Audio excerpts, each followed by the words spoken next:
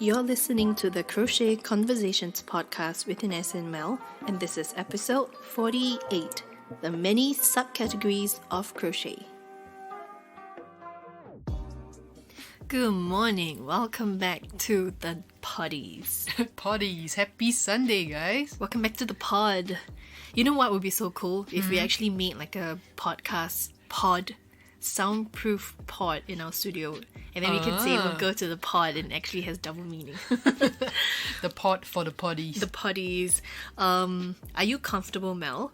Because Whiskey, our dog, just won't leave us alone today. So usually he sleeps on his bed, but for some reason this morning he's so restless, a little bit restless, yeah. So Mel is leaning very awkwardly towards the microphone because Whiskey is on her lap. Yeah. So, forgive me if you guys can't really hear me, but I will come as close as I can, yeah. Yeah, but his face is so cute because the way Mel is sitting, he's on her lap, but he's perched his little head on the tabletop.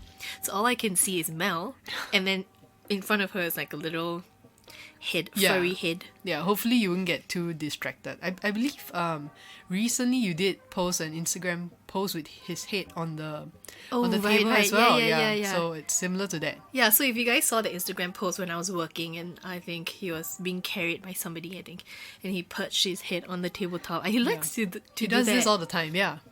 Yeah, so we have to carry him because today he's a little bit he just won't sit still, he won't be on his bed, he keeps standing up, walking up and down, just very restless. But now, can you hear that? I'm scratching his head. Yeah, he's a lot better when we are carrying him. So, yeah, okay. Okay, yeah. So let's jump in today's episode. So I get a lot of questions sometimes from people, and this is not really a quick question, but it's a question that I've received many times from different people and worded in many ways. So I thought I'd make an episode covering all the different subcategories of crochet and break down what I think are true subcategories and not. Okay, that's interesting because I didn't even know there were different categories or subcategories of crochet. So yeah, I think this would be something that I'll be finding out more. Yeah. You look so uncomfortable the way you're sitting. No, it's fine. It's just part of being a... I think your back is going to ache after this. Yeah. Because you look so uncomfortable, but it's just like, it's how much you love him, right? Yeah, I would just like do a little bit of stretching every couple of minutes, yeah. Okay, so basically, if you type into Google, maybe I should give a little bit more of what I mean by subcategories of crochet. So if you type into Google types of crochet, you get a whole long list, and this list is, I think, put together by Google, like Wikipedia or whatever. And they list different things like single crochet, amigurumi, like bean stitch, star stitch, cluster, granny squares, and all these things. C2C and... Yeah, C2C. And along with all these, there's like double crochet, treble crochet, and things like that. But I have found that it's incredibly confusing because if you search it within Google, we all know that a single crochet is not a type of crochet. It is a crochet stitch.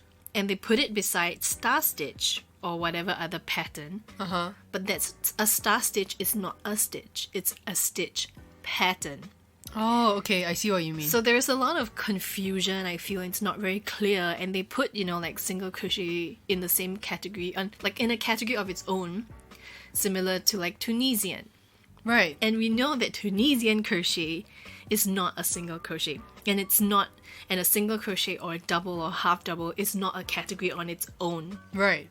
So I've decided to put together a list of things that I can find, that I have found, whether it's like searching or from my own background information, about the different types of subcategories, the things you can do with it, and I'll explain a little bit more about what these subcategories are.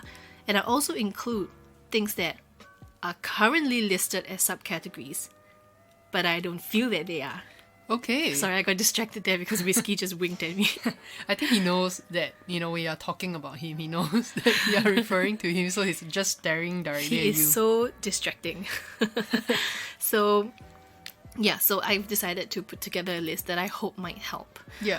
Because there are a lot of things that I wouldn't say I'm picky about it, but I feel like, for example, a C2C C2C is not is not a subcategory of crochet. Okay. It's just a technique of putting stitches together. Right. So it falls more into the category of stitch patterns. Yeah.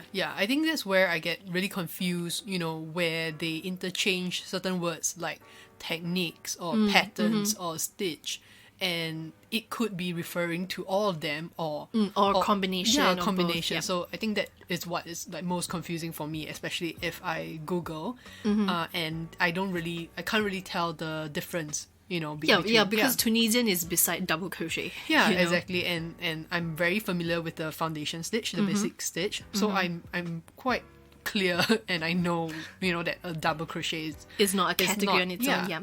And in fact, we had a little bit of a difficult time trying to label this episode because we couldn't decide if it's different types of crochet, the different categories of crochet or subcategories of crochet or different stitch techniques of crochet. So even naming this episode was a little bit of a nightmare for us because we couldn't figure out how to word it the correct way. Yeah. So I think to begin with this episode, I think we should define what we deem as stitches. Yeah. Stitch patterns and subcategories. Yeah. Okay, so and also just keep in mind that there is no right or wrong answer to any of this. This is just my understanding of things. So if you have a different understanding of things, like I always say, write into me and we can have a discussion, and I would love to come back and create a part 2, including different people's opinions. So to start off, I deem stitches as just all the basic foundation stitches. So that's single crochet, there's half double, double, treble, and then double, treble, and whatever else. Okay. Right.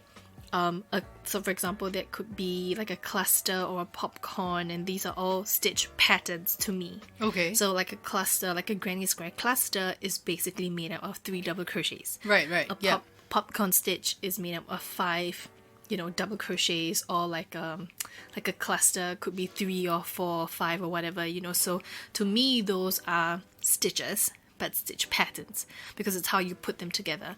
Or for example, like a V stitch could be double crochet, chain 2, double crochet, and it's comprised of a double crochet, of a chain stitch, and another double crochet. So to me those are stitch patterns. And then obviously if you're doing like a lemon peel stitch, then the stitch pattern would be double followed by a single, followed by a double, followed by a single. Yeah. I mean, at the end of the day, these patterns are all just made up of these foundation stitches, right? The exactly. basic ones, yeah. So what I always tell my students is that if you understand the basics of the single, half double, double treble, and double treble onwards, and you understand the concept of a yarn over pull through 2 all the way till you reach at the end, then everything in crochet is a permutation of all these things put together. Yeah, that makes sense. So to me, that's how I define stitches versus stitch patterns versus subcategories. And subcategories to me are different techniques done in crochet that sort of modify the basic stitches. For example, Tunisian. Okay. And this is the most basic and most straightforward example to give of a subcategory of something, where you are not quite doing a double crochet, you're not quite working into a stitch, you're working into different pulls, you're pulling up different stitches at a time, and your yarn over pull through 2 is across an entire row. Okay, yeah. And you look so confused because you've never tried Tunisian, right? No, but I've seen it. Yeah, so you've done it before. Yeah, so basically how in Tunisian you yarn over, pull up a loop, and then you just continuously do that in all the rows, very similar to a double crochet 2 together.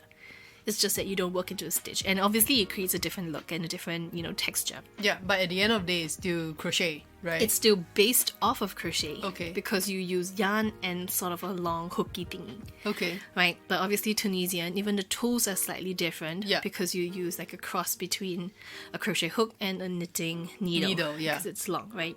So to me, those are subcategories of crochet.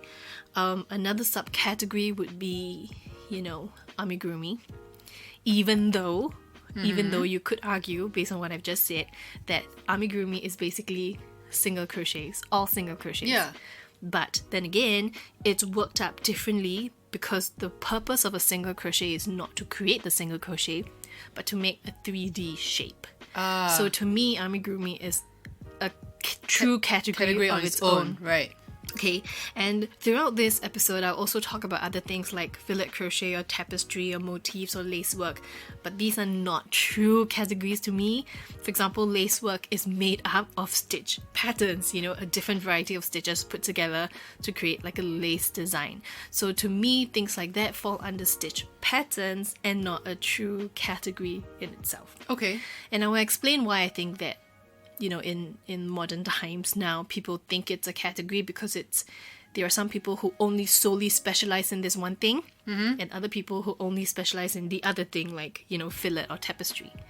So there was a long introduction. So with that said, let me just jump into my list, and I have them numbered.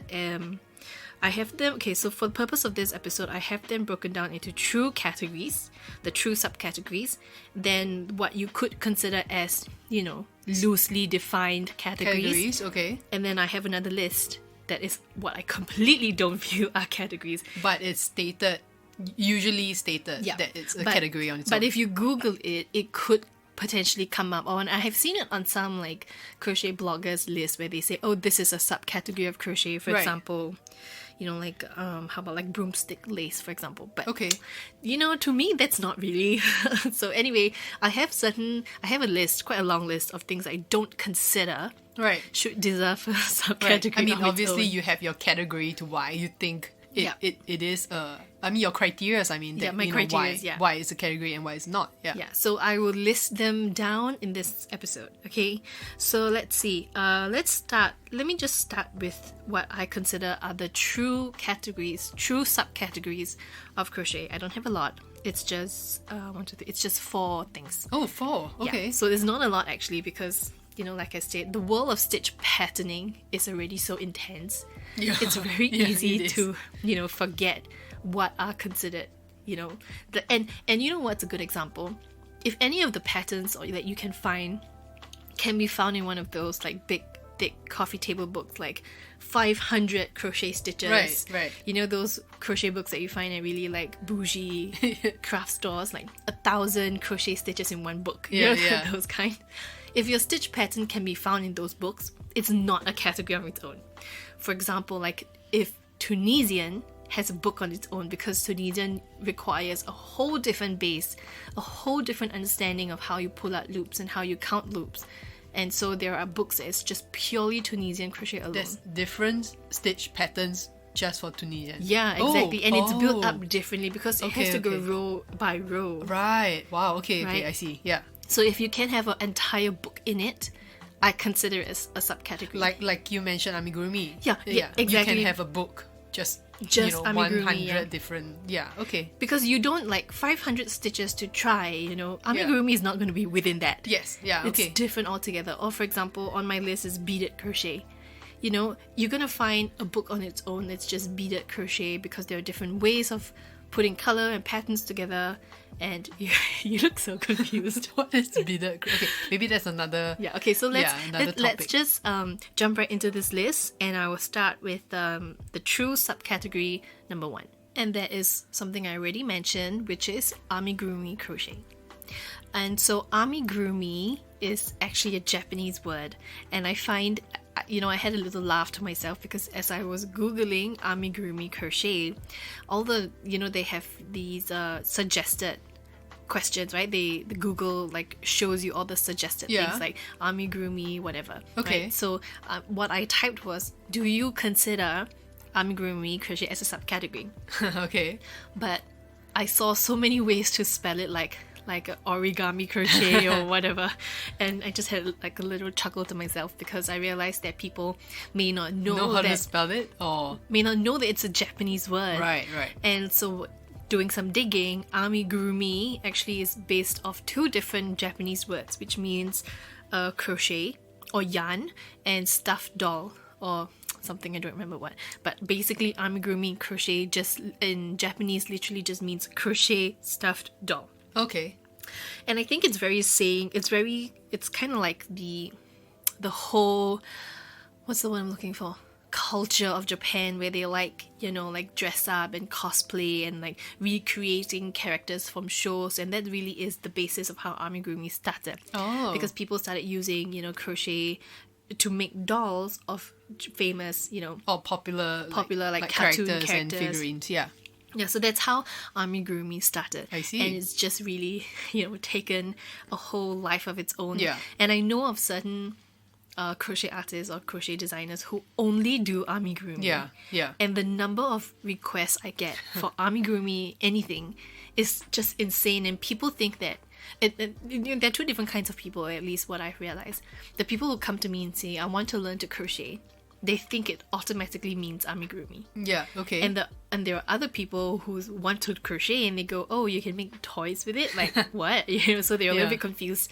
So it's always these two kinds of people.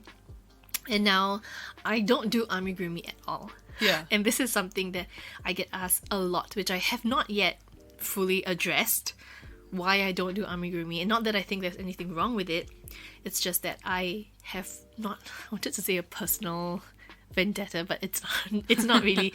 I just personally I cannot justify to myself spending time and effort and material to make something that doesn't have a specific purpose to it. Okay. So, and it's very similar to our brands, like, what's the word? Like, when we describe our brand, I like to say that we're functional, modern. Yeah, correct. Very, I guess practical. Yeah. Like used for the so crochet items, I like to right? say that we are, a modern brand dedicated to functionality, practicality and design. So I don't feel that amigurumi falls within that. falls within the functionality, and I'm very, very practical that way. So I can't justify to myself, Yeah.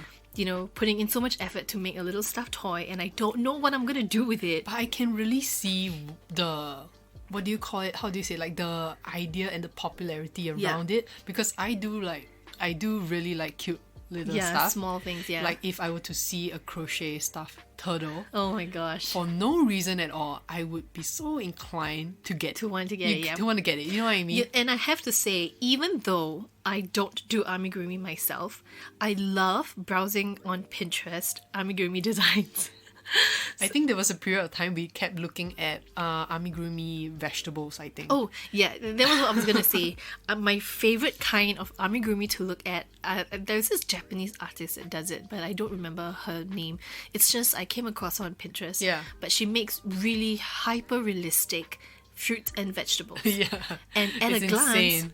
yeah, at a glance, it looks like you're looking at a plate of like food. Yeah. But when you zoom in, you see that it's crochet. And It's she uses a insane. really, really, really thin thread, almost like lace weight yarn. Yeah.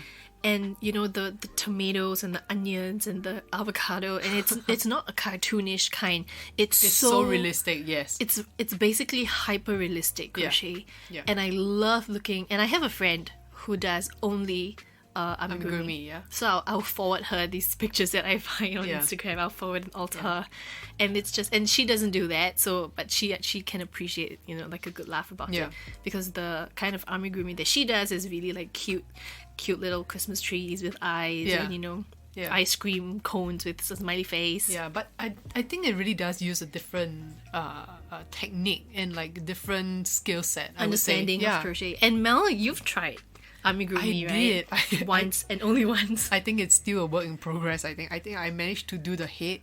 Of if what? I'm not wrong. You haven't told them what it is. It was a Star Wars character. I'm not very familiar. I think it was It's a one of the- stormtrooper. There you go. Yeah.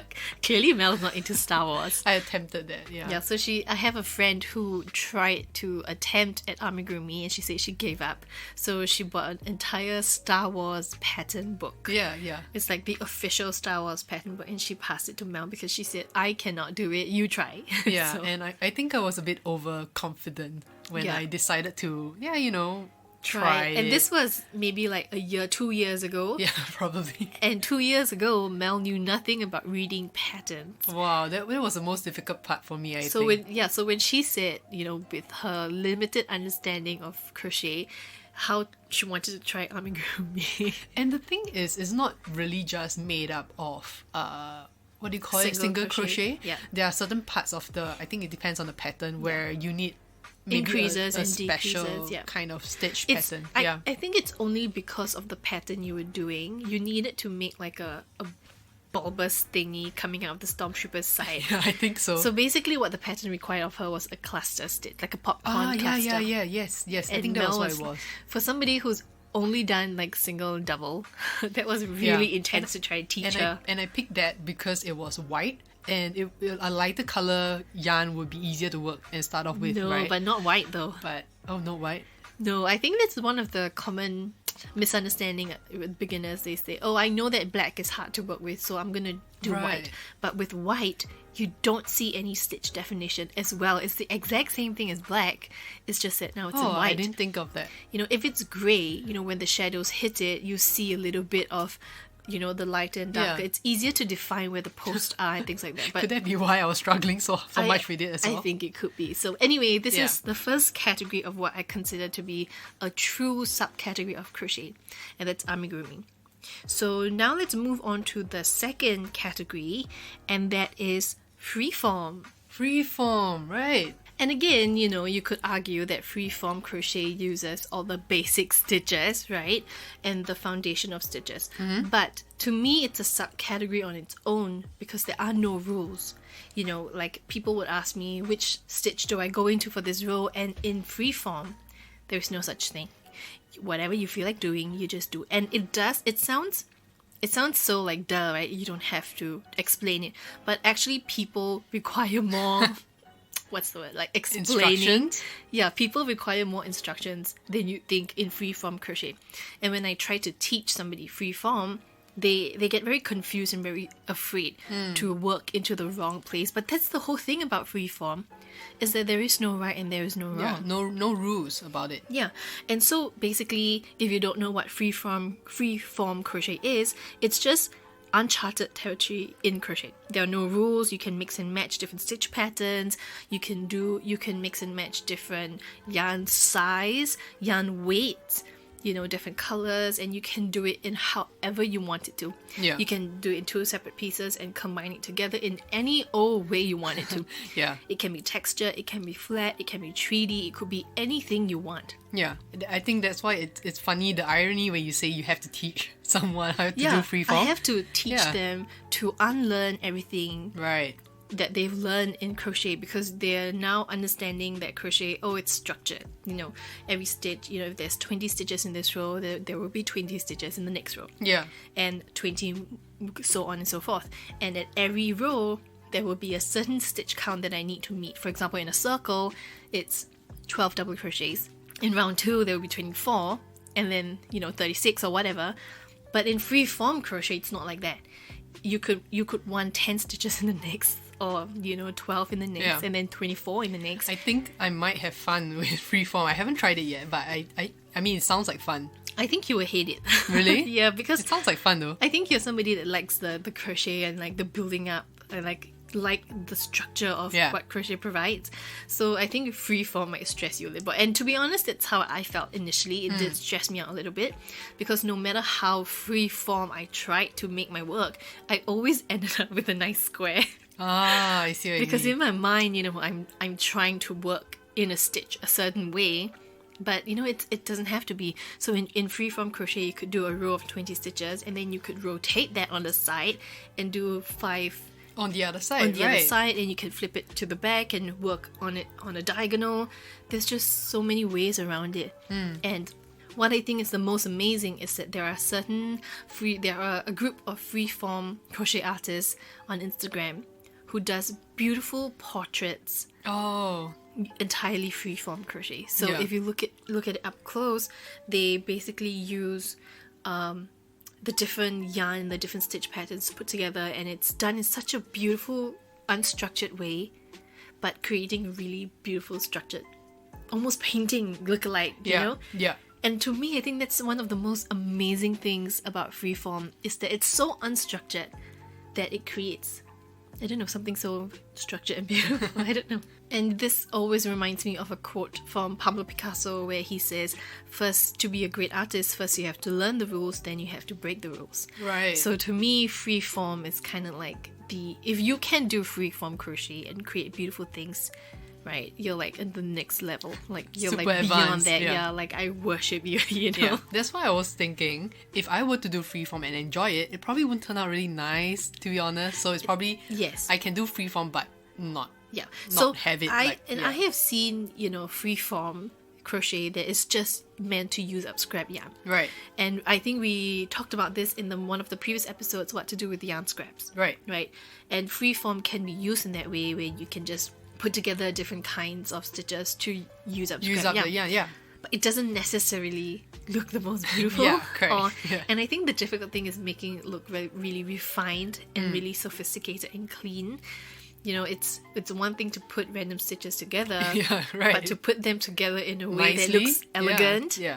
man, that's a whole other level. Whole other level, yes. If you are able to do that, like hats off to you, like that's really amazing.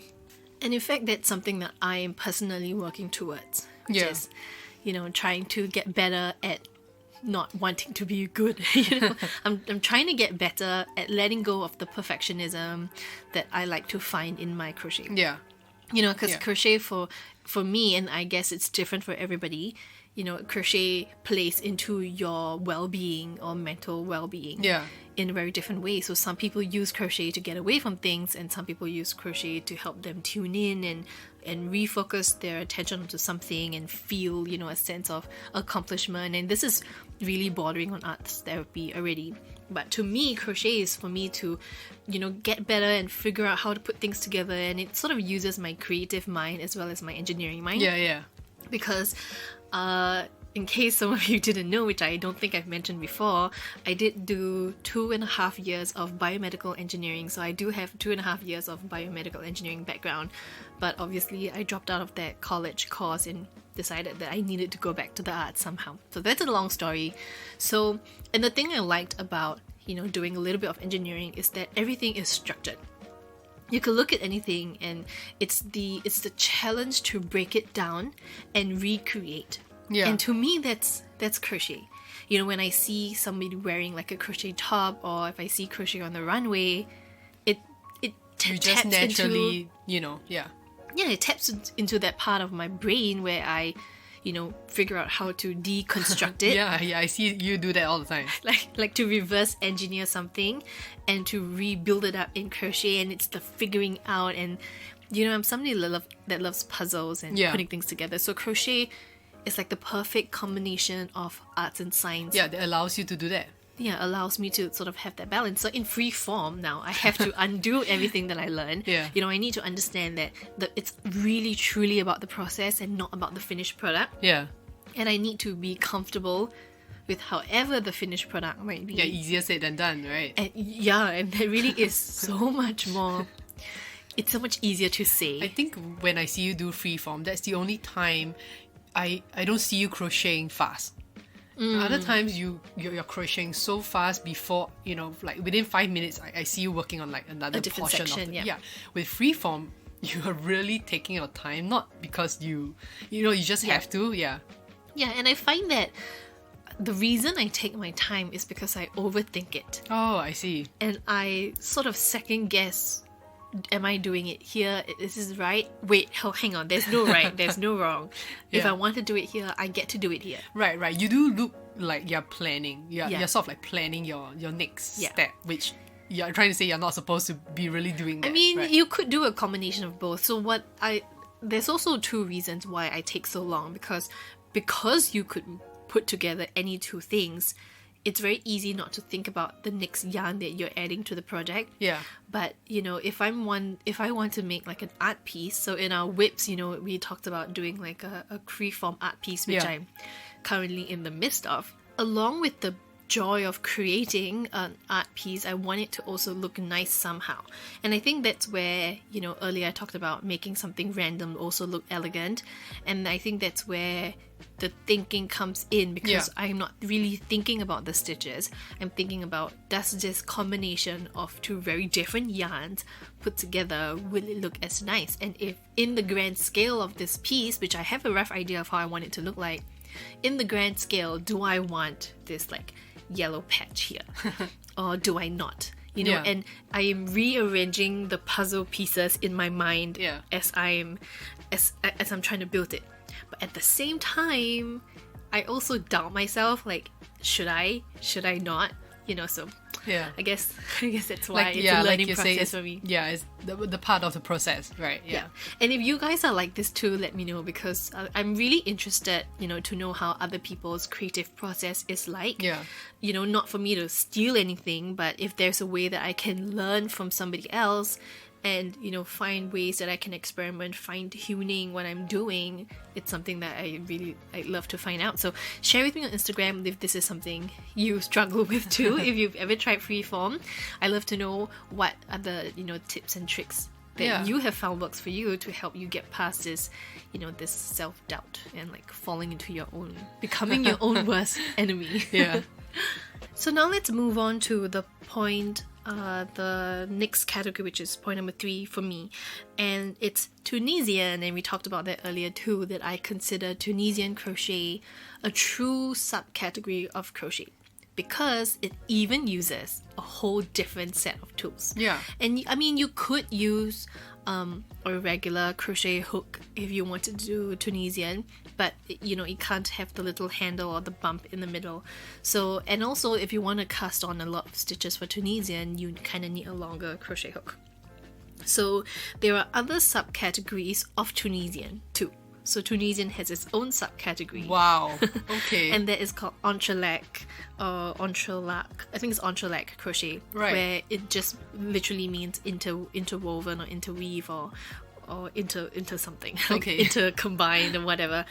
And it's a kind of if you don't know what Tunisian is, it's just a combination of knit and crochet, and it kind of uses a crochet hook, but as long as knitting needles, and you pull up loops along the way in what we call the forward pass, and you yarn over, pull through 2 all the way back, which is what we call the return pass.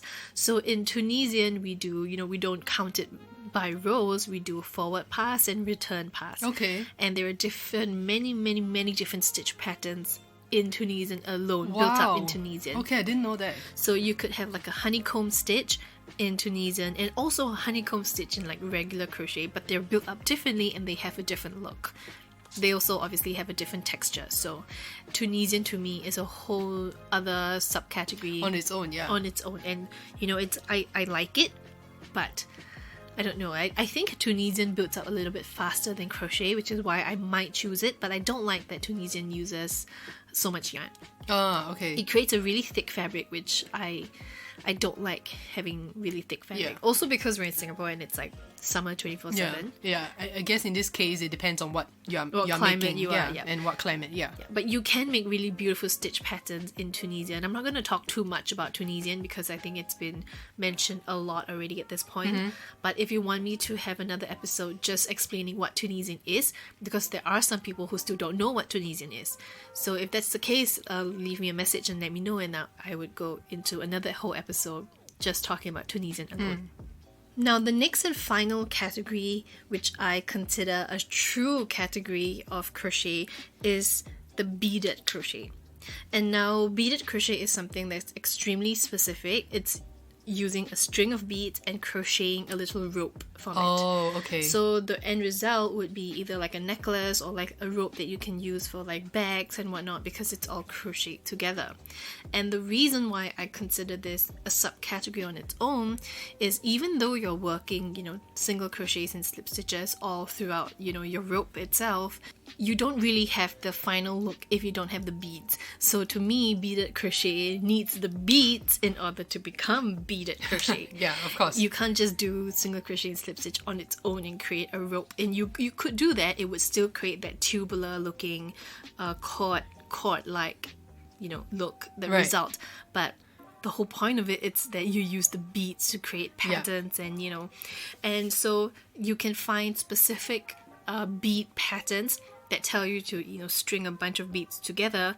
So you literally string on like hundreds of beads first, and then as you are crocheting, you slip one bead into your stitch and crochet that in. Oh wow, okay. So when you're done with your tubular cord, you don't see any yarn. All you see are beads stacked together nicely side by side. Oh my goodness, okay. So it spirals upwards, Right. in a tubular form. Right. So to me, this is a category on its own. You know, for a second, I thought you were saying that I'm supposed to use yarn already attached with beads. Yeah, to so work you with string the yarn, you string the beads into in the yarn. as you're working with it, right? Yeah, so Okay. that's one way. I have seen other people, as they crochet, they pick up the yarn itself, but I think it creates a different look. Okay. Can't quite explain it, but so you could do. I mean, you could look into it. I'm not an expert in it. I've only tried it like once or twice before, and only a really small sample piece.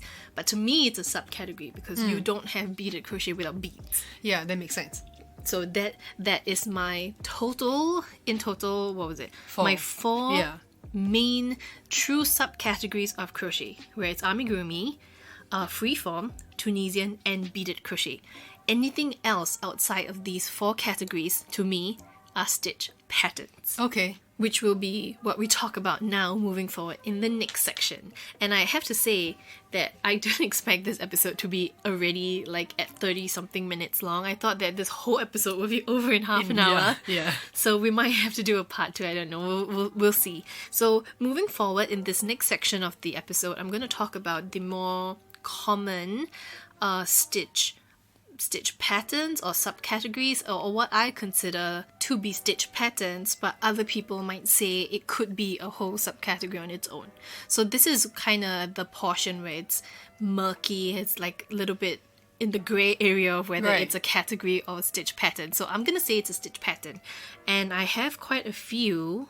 And I'm just going to list them now so that you have an idea of what these stitch patterns are. And it's a fillet crochet, it's hairpin crochet, overlay or mosaic crochet, tapestry crochet, also known as intarsia, as well as my favorite, C2Z. Oh, okay. So all these things, some people say it's a category on its own. Oh, sorry, that's my book. Some people say it's a category on its own because, there are people who only specialize in certain things, or it gives you a different look. But to me, like I said, they're all stitch patterns. They're just how you put the stitches, the foundation stitches, that's the single, double, half, double, treble, right? It's how you put them together, and it's not really a whole technique of its own. If you know these 4 basic stitches, you can basically do any of these. Yeah. It is built upon that information. So let's start with the first one. Let's start with the fillet crochet. And what that is basically just a lot of double crochets, chain 1, double crochet, chain 1 to form a grid. So you do a double crochet, skip 1, chain 1, double crochet into the next. Okay. Then you skip 1, chain 1, double crochet into the next. So ultimately you end up forming like a little grid, like a grid pattern, and you deliberately put a stitch in one of those spaces to create like a look. So this fillet crochet is seen in a lot of vintage patterns where it kind of mimics like a lace, and the portions that are filled in will become the pattern itself. So if you've ever seen, it's basically like having like a grid on a paper, and you're just coloring in the different squares to make a shape. So the portions that you don't color in become the negative space, and the portions that you do color in become the positive space, and Right. that's the shape or the picture or the image that you see. Okay. So in fillet crochet, it's very similar, where you create the grid, and in that chain 1, skip 1 space, that becomes the negative portion where you can see right through, and then there will be certain sections where you don't chain 1, skip 1, you just put a stitch in directly, and that becomes the positive space. So the portions that are shaded in or colored in. So just go do a quick Google fillet crochet, FILET crochet, and you will see it's just made up of double crochets and chain 1s and double crochets. Okay. For this reason, I don't consider it a subcategory Category on its own, because you can work with, you can have a portion in like a scarf or a blanket that utilizes this chain 1, skip 1 look. Okay. To create like a grid, or to have it filled in or not, and it doesn't necessarily utilize like a whole different stitch technique or pattern altogether. It's just how many chains you put in give you a more spaced out look, and how many chains you don't put in give you a more solid double crochet look. And it's not like there's many different ways of doing this. There are many different patterns, so I guess that's not what you're asking, but just to clarify, there are many books that will tell you like kind of which squares to fill in to make the pattern, but all in all it's just whether you fill in this square or you fill in that the other square. one, right? Yep, so it's not really anything different. Literally your whole piece is made out of double crochets, chain ones and skip ones. Right, okay. So that's fillet crochet on its own. And like I said, it's used a lot in vintage crochet, where you see they're really pretty lace patterns. A lot of window curtains are made from it because it's like a light, airy, you can sort of see through it, it's light and breezy, but you can still make like a flower pattern if you fill up the different chain ones, skip ones. Interesting. In however the pattern calls for you to do so. Yeah. Now the next thing that I want to mention is the hairpin crochet, and this is, I guess I can see why some people say this is a subcategory on its own, because it is worked on a loom. But it's worked around the loom on the outside, and the hairpin crochet is not so common anymore because you have yarn that is light enough that you could work it without the loom. So, and on YouTube there are some patterns that just don't require a loom. You just pull up a really long loop and single crochet, secure it down to the base. So, and all it does is it creates like a fringe look at the end of your work. And when you're done crocheting around this loom, you remove the loom, and because you're working around the loom, you pull really long strands of yarn, and these really long strands of yarn sort of become like a fringe. And that's basically all there is to hairpin crochet. And the reason why they say hairpin is because in the past, it really was used between two long pins. Very similar to the kind of bobby pins you put in your hair. Okay. But nowadays, it's just worked, or at least in the more modern times, it's worked just over a wooden loom. Oh. But you don't work it inside the loom, you just kind of go around it and single crochet together down the center. Then when you're done, like I said, you just remove it. And so it creates like a lot of fringy pattern along the outside. Yeah, I've seen it before, yeah. Yeah, and so you could also do that and have very many rows, but usually it's in one long row and then people will attach it together. Okay. So you can, like, some of the ways I've seen hairpin crochet used is when you're making those like 1920s flapper dresses with all the fringe. I have seen it recreated using hairpin crochet, where it's just long strips of this hairpin lace, or so they call it, and they've just attached it together to make like a fringe look. Okay. So I don't consider it a subcategory on its own, because it's just clever manipulation of where you wrap your yarn around. Of the yarn, right. Ultimately, you still secure it to sort of the central base with a single crochet or a slip stitch. Is it because you kind of have to use like a separate tool, kind of like Tunisian, right? You have to use another tool you to could, work but with like I said, I've seen lots of modern designs that don't require a hairpin. All you have to do is use your fingers, stretch it out tall, or put a ruler in between and crochet around the ruler. That also works. Just to create a look, just right? all the pins does, all the loom does, is gives you even spacing between two sides. That's all it does. So you crochet down the center of the loom, and on both sides you sort of have an even space, and it just ensures that every time you do a really long pull up, it's the same every time. Yeah. And that's kind of very similar to like broomstick lace, right? Which I will talk about much later on in this episode. Now, moving on to my fourth one. Oh wait, hang on. My third one, right? And this is overlay crochet, or sometimes I see mosaic crochet. So these two terms are sometimes interchanged. So it's either mosaic crochet or overlay crochet. And I think overlay crochet is the more accurate term, because mosaic crochet is just how I think it's the name is sort of given because it looks like mosaic tile work, those like Roman mosaic tile work. So I think it's called mosaic crochet because it looks like it, but I think overlay crochet is the more accurate term. More accurate term, yeah. So overlay crochet is basically front and back posts. Yeah. And back loops only and front posts only. So the reason why I don't consider it a technique all on its own, it's because you can use front posts and back posts for things that are not considered, it's not exclusively. Yeah. And I get why some people also do say that it is a subcategory on its own, because you primarily make use of this front post, back post to create a pattern. But that's, again, clever manipulation of how you put the stitches together. Right. Because you could also do front post and back post and lots of front posts and back posts and it ends up becoming a collar of a shirt, like the one that you Yeah, are working I'm on. pretty familiar with front post and back post, yeah. Yeah, because Mel is currently, working on her t-shirt, another t-shirt, and she's doing the cuff, the neck, The collar, the yeah. collar line and the bottom cuff and all that. So front post and back post could be used in a variety of stitches. Think about the alpine stitch. So those of you who know what alpine stitch looks like, you're basically working a regular double crochet and a front post double crochet, and you interchange that throughout your whole pattern to create like a textured look. Yeah. So front post double crochet, back post double crochet, back loops only, front loops only. It's not specific to a particular craft. It's just a modification of a regular stitch. And if you know the basic, you can also front post, back post with like single, half double, treble, double. I see. It's just that Mosaic Crochet makes use of these front posts and back posts almost exclusively to create a certain kind of really textured look. Right. And if you know how front post works, you're actually going into the post of the stitch in the row below. So it sort of eats into the row below and sort of bleeds into it, which is why it's called Mosaic Crochet, because the pattern from one row doesn't just stay in a regular striped row. Yeah. It sort of bleeds into the row above and below it. And by doing front post and back post, you create that texture. Yeah. And front and back loops only gives you, that rich look. So in Mosaic Crochet, it's worked almost exclusively in that. And if you do have a regular double crochet, it's just basically a setup row for you to work a treble, a front post treble or double in the next row.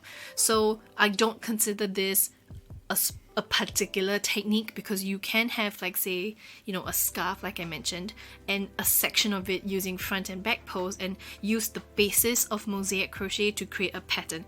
It's just that in Mosaic Crochet you only use this technique or whatever stitch to make your work. Yeah, so your work only looks like that. Yeah, so your work only looks like that. So if you see Mosaic Crochet, you will see that there are lots of like rows and zigzag and look like a maze, because of all the lines interweaving with each other. Yeah, I always thought it was two separate things, which like having a base first and then stitching on top of it. It's like like a two separate thing. You could also do that if the pattern calls for it. So you could have a base and then you could come in with a different yarn and do like front post on all of them. But a lot of the times, especially now when there are like more people working on overlay and mosaic, the pattern will call for you to work, it all in one strand. I see. One piece, and then you just change yarn and change colors as it goes along. Right. It all is part of this overlay and mosaic world because they all make use of front post and back post. I see. Okay. I can understand that now because I'm familiar with that stitch. Yeah, and there are people who also say that it's like two separate things, but I don't think it is. I think it's all the same thing. It's just how you work it. I'm taking it the word literally, right? Like I have something like a base and I overlay it on top with like something else. Yeah, well, you're not wrong. It's just that it's the stitch itself that's overlaying on top. Because if you think about how you work up a rib stitch, like front post and back post for the collar, when you bring your yarn all the way down, work into the back of the post from the previous row, you're sort of bringing the yarn really like further down and overlaying on the row below it. Correct. Yes. And then that goes for the previous rows moving forward. So that's also where the name came from. But I really think that the name overlay and mosaic came from the look itself. Yeah. Because there's no pattern that specifically says if you use front post and back post, it's called, XYZ. Yeah, right. It's called this particular thing. It's not. It's all based on the look of it itself. Yeah. So that's the reason why, to me, mosaic or overlay crochet is not a subcategory. It's just a pattern on its own. A stitch pattern. Yeah. It's just that, you can create so many things with it and so many different ways of building up that you could work exclusively with it and still do something amazing. Yeah, it's like another name for the look that it comes out with. Yeah. And I think because it probably has become so popular that people actually think there's a subcategory of it. Or like there are people who only work exclusively with this overlay technique, and to be honest, it takes a little bit of getting used to because the fabric is kind of thick, and you need to think in terms of working the row above or below. Right. So it's not as simple as one row after another. And so for that reason, I think it's why people put it as a category on its own. Yeah. Because kind of like amigurumi, you kind of need to put the stitches with the intent of using it to create something else. Right, okay. So when you do a row of double crochets, your intent is not really, what you're doing is not a double crochet. What you're doing is creating a setup row or foundation row for the overlay on top of that. Yeah. So it makes you think of the stitches a little bit differently. And so for that reason, I think it's why people say it's a category on its own, but I mean, really, it's not. Okay, yeah. Or at least that's in my opinion, at least. That makes sense. Okay, so moving on to the fourth point, and the fourth type of crochet is tapestry crochet, Oh, okay. or also known as intarsia. And tapestry crochet, basically, it's single crochets. The only difference is you are holding more than one strand of yarn.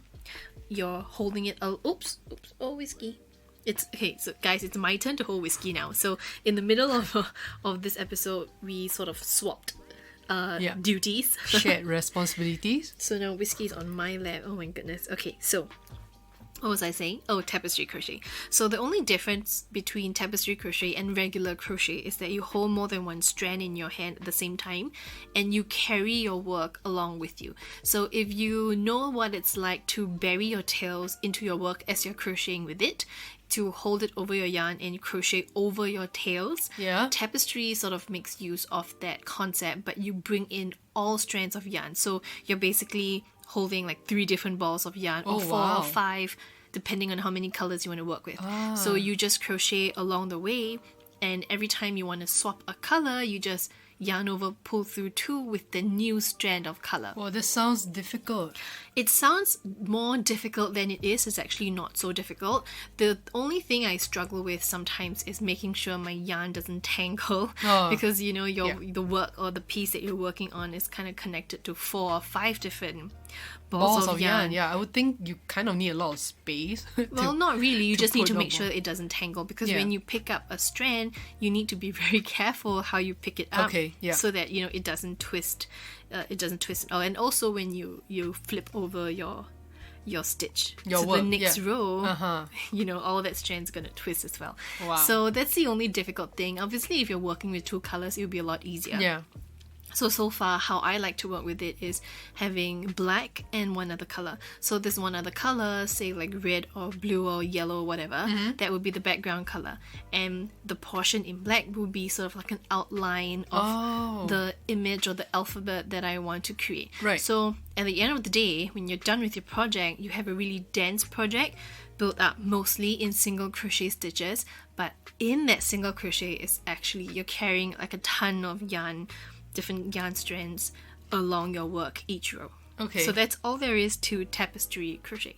And I also want to add one thing that I think I missed out, is that in tapestry crochet, your work is entirely reversible. So it looks the same on the front side as well as the back side, because you are turning your pattern on every row, so you work equally on both sides. And because you are wrapping your yarn, all the strands within this double crochet, the single crochet itself, you don't carry the yarn at the back like the way you do with Fair Isle or color. When you change color in knitting, you have to carry the yarn at the back.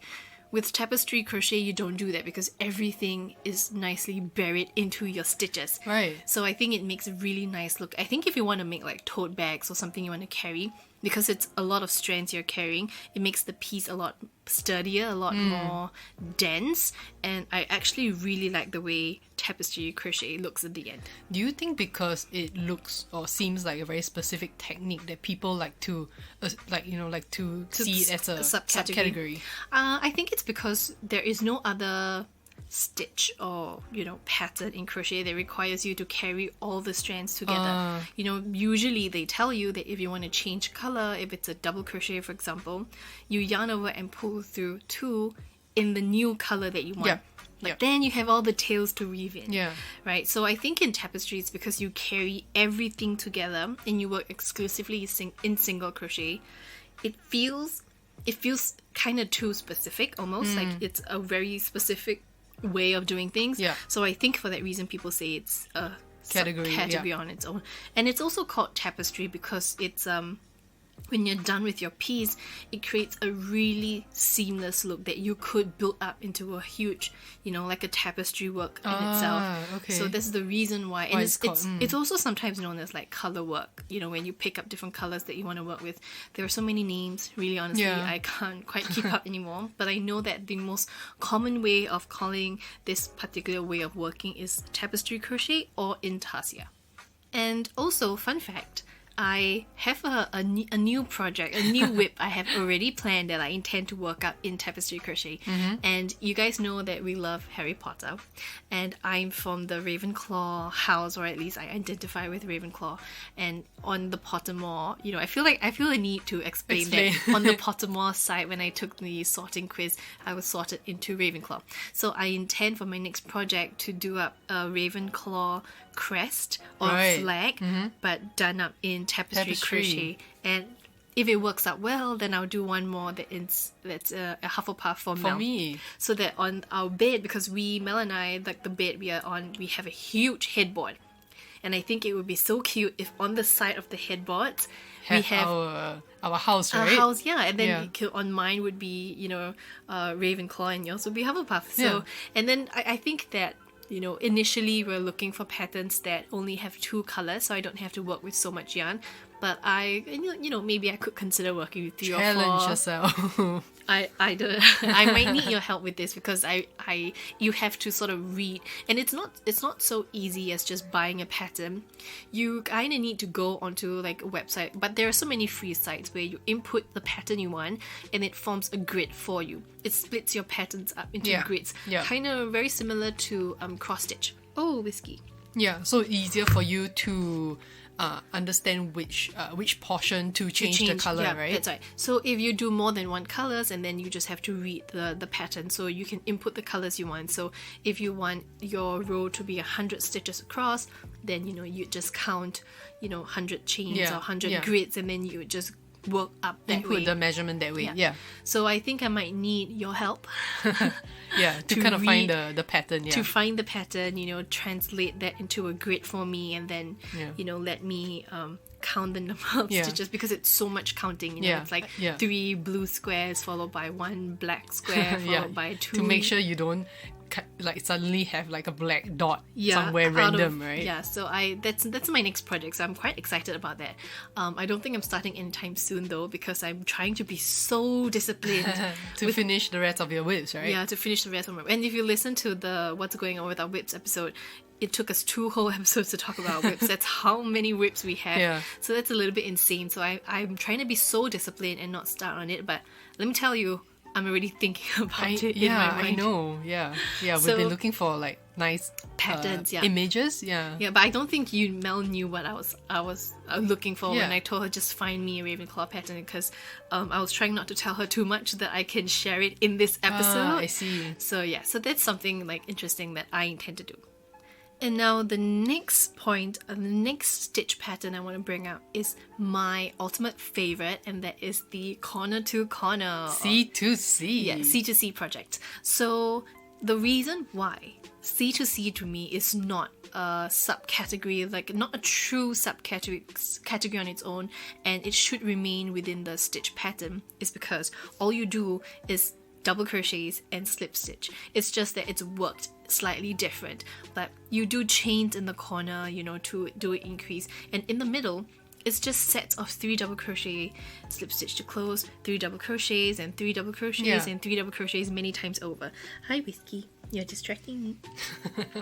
So, and it's I think it's different. Oh my goodness, it's different because you build it up, like I said, from the corner to corner. And I can see why people say it's a category on its own, because in all of crochet, C2C stitches or stitch patterns are the only ones that you work starting from one corner, and you build it up diagonally into the 2 corners, and you decrease on both sides, as you know. I didn't know. So that's the only pattern that does that. It's a series of increases and decreases. So when you want to build up, you're just increasing on both sides of your corner, and it's just a clever manipulation of stitches, like I said. And then when you want to build upwards, you just increase on one side and decrease on the other side, and then it grows a certain way. You know, it's very similar to making a triangle, which is basically what you're doing. You're making a big triangle by putting increases on both sides, and then when you're done with that, you do decreases on both sides, and then it closes up the square. You know, you could do C to C's in so many stitch patterns if you know how to manipulate that, and if you know how to do an increase in a particular pattern. You could just increase on both sides and decrease until you get a square or a rectangle or whatever. Or whatever shape, And so for that reason, it's just where you put the increases and decreases to make a shape or a piece of work. It's not really... It doesn't require something specific or different, because ultimately you're still making use of the basic stitches. You could do like a modified C to C, which instead of a double crochet you work with a half double. So you could put in any stitch really. The concept of a C to C, which stands for corner to corner, is that you work out from one corner and you build it up towards the other corner diagonally. I see. So that's the only reason why C2C is, sometimes people say it's a category on its own is because nowhere else in crochet do you do this.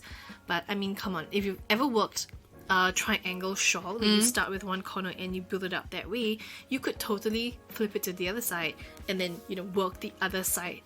And then build the other triangle and make it into a square. And so it's just how you put the stitches together. To me, it's not any different from making like circles or rectangles or squares or hexagons. It's not any different. You're just putting increases and decreases at specific places to create, corners in certain areas. And when you put a sharp corner in a certain area, it becomes a corner. you know. So when you put like a chain tool or something in one side, it becomes a corner, and then now it creates the illusion that you're working up in a certain way. But you could do it, C to C. It's just basically being smart with your increases and decreases and corners. Like you say, it's the way you manipulate how you want the yarn to go. So it's not, I would never say it's a category on its own, because it doesn't require, kind of like Tunisian, where it requires something different altogether, like different tools, different whatever. All you need is one crochet hook and know how to do the, like a chain, like a double crochet, like the basic foundation stitches. And with the foundation stitches, you could do any of these things that I have now mentioned. So for that reason, this is my top gray area sort of stitch patterns. I think from what I'm hearing, it just seems like that this particular pattern have grown so popular that so many people are working with it or finding different ways to do it differently somehow, one way or another, that it has become sort of like a category on its own. And also it feels different, right? Like it's not something we're used to, working in a row versus working in the corners. Ultimately, even if you're working in a C2C pattern, you do work in the rows. It's just that your rows grow bigger as you expand and become smaller as you finish. So you are still working in rows, whether you're working in the circle, whether it's a corner to corner or not. So for that reason, it's not any different. You don't have like a forward or backward pass. You don't use beads. You don't use you don't have stuffing like amigurumi or different tool or something like that. Exactly. So that's how I feel about it. I will from time to time, for ease of understanding when I teach my classes, explain that tapestry or C2C is another technique altogether and could sometimes be considered a subcategory. But I'm very careful to explain that as long as you know the basics, single, half double, double treble onwards, as long as you understand the basics, as long as you understand that all of crochet is based on the concept of a yarn over and pull through 2 all the way till you reach the end, then you can basically do anything in crochet. Correct. I get that. With the exception of Tunisian, to me, because Tunisian is like, it shouldn't even be considered a subcategory. It's a category on its own, because it's a cross between knitting and crochet. It's just that it requires more knowledge of crochet than knitting. I see. So that's my list. I think we have kind of gone a little bit 1 hour overboard. mark. I haven't even gone into another list. I think I have like 8 or 9 stitches in that list. Oh, okay. In that list that are stitches, which I don't even consider a stitch pattern. It's just a type of Stitch. a type of stitch. Okay, Yeah. I don't okay. even consider, like, it doesn't deserve a stitch A a category category. on its own. So I think what we'll have to do is come back and do a part Part two, two, because yeah. we are way over an hour with this episode, and I don't want to, you know, take up too much time, because I think the other episode might take like half an hour or so. So I Yeah. don't want this episode to go to grow to grow too long. So I think we will leave you guys here. If you want to add to this conversation and, you know, share your thoughts, you can email us. We are crookedcrochetsg@gmail.com, or you can just send us a message on Instagram. We are at crookedcrochetsg. If you wanted to, you could send me a WhatsApp message or an iMessage. You can find us at +65 91272743. And I'd love to hear your thoughts about whether you think these are, you know, stitch cat. Oh, did you hear with me? Yeah, I He think just that was made a him. little sleeping squeak. Squeaky sound. You can send me your thoughts on whether you think these are, you know, they deserve a category on Yeah. its own, or do you think that Or do you agree with us that, yeah, there's only that few true and- categories? and everything else is just how you put the Yeah. stitches together, you know, because I'm quite sure that people would have opposing opinions. And just, you know, just to remind everyone again that this is just my opinion of things and how I see things. Because I teach crochet, it makes me think a little bit too much about whether it's considered a stitch pattern or it's considered a subcategory of stitches or Yeah. not. You know, so when I try to teach somebody, like, say, tapestry crochet, and I try so hard to explain it about, you know, it's a subcategory and whatever, and when they're finally doing it, they say, oh, so it's just single crochets. Yeah, And yeah. then that kind of reframes the way I'm, you know, You the think way I about it, see yeah. it.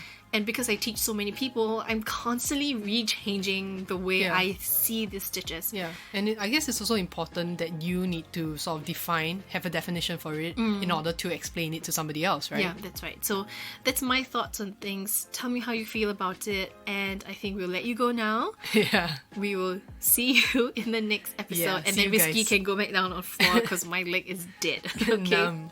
See you guys next week. See you guys next week. Bye.